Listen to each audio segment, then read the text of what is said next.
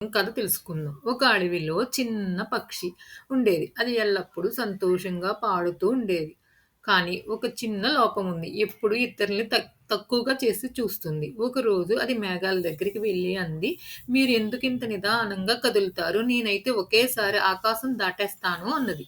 మేఘాలు నవ్వుతూ అన్నాయి, "ప్రతి ఒక్కరికి తమ తమ పని ఉంటుంది పిట్ట.